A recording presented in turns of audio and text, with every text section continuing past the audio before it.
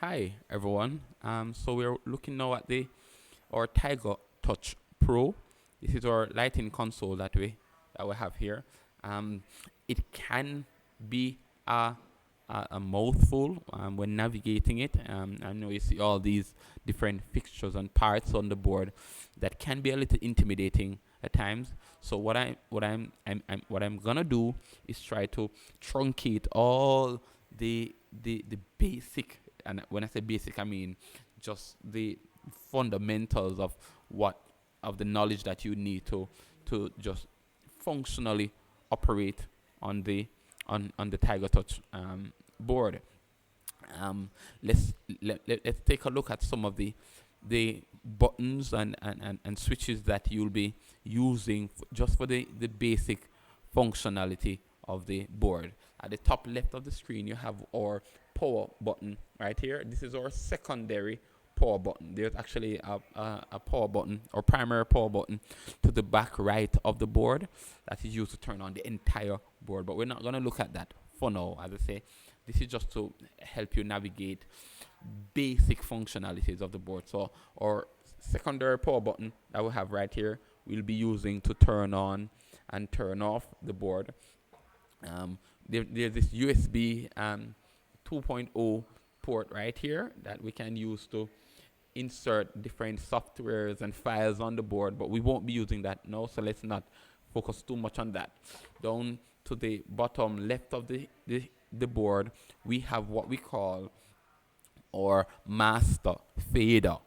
Now, this fader actually controls all the other faders on the board, and the faders controls where the lights are placed per se. So if you have a spotlight and you patch that spotlight to fader 1, once you turn up the first fader, then your spotlight should come up.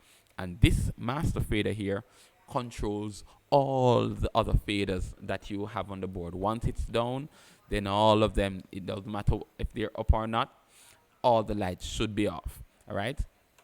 So this is your most important fader. And if you want an immediate blackout as well, cutting all your lighting fixtures, the master fader would help in that regard. At the top of the master fader, there are two buttons here. It marks playback page. Now, for example, for example, you have 15 different lighting fixtures, right? And you've patched the first 10 LED lights on your first 10 faders here, right? So you patch light 1, 2, 3, 4, 5, 6, 7, 8, 9, 10, right? On the first 10 faders. Now you're gonna ask yourself, I have 5 more lights. Where am I going to patch these lights? With these playback page, you can actually navigate to a different page on the board where you can patch additional lighting fixtures. So this is no longer 1, 2, 3, 4, 5, 6, 7, 8, 9, 10. You could look at it as so we had 10 before, 11, 12, 13, 14, 15, 16, 17, 18, 19, 20, and so forth. And you can change the page if you notice on the screen, it's a little faded, but there's something that says page 3. We're on page 3, and as I change to page 4, page 5, page 6, and so forth, and you can patch multiple different fixtures on your lighting board. All right, now, so these are your faders. To the top right of your screen, you have some additional faders, some preset playback faders. They function very similar to our general faders that we have here. You patch lights here and you pull and go. However, they have some additional functions that we're going to look into when we get more in detail with the board. To the right of the preset playback faders, you have what we call some soft buttons from A to G.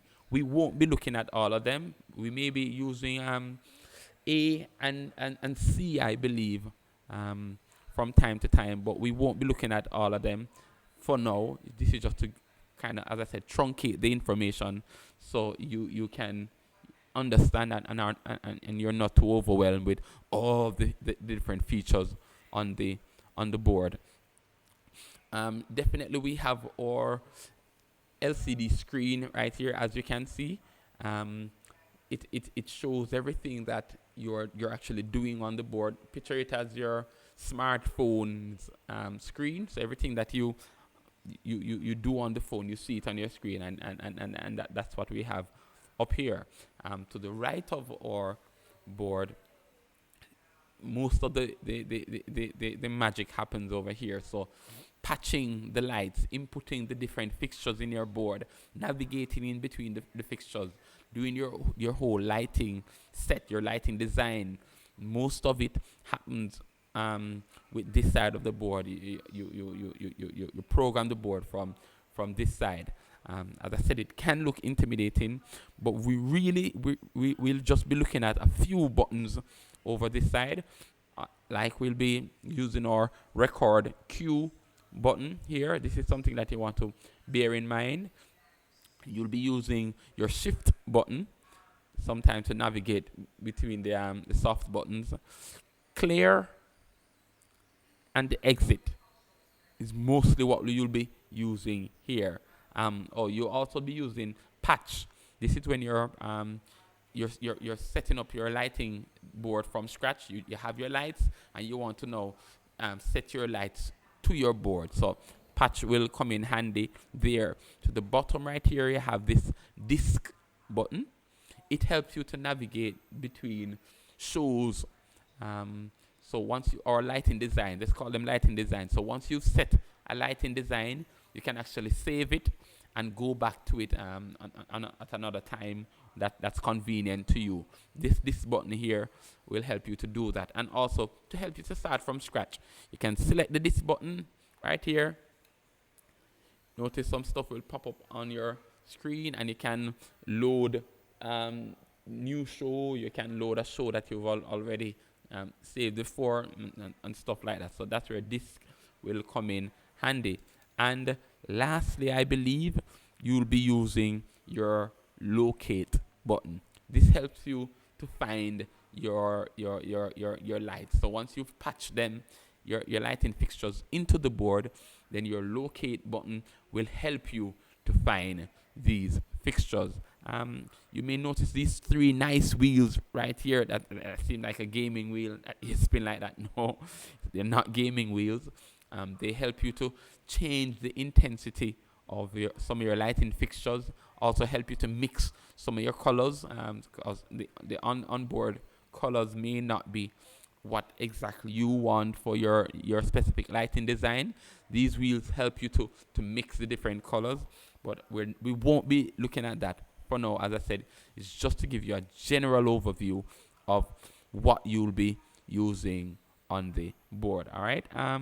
I hope I covered everything. For now, that's the basic introduction to the Tiger Touch Pro.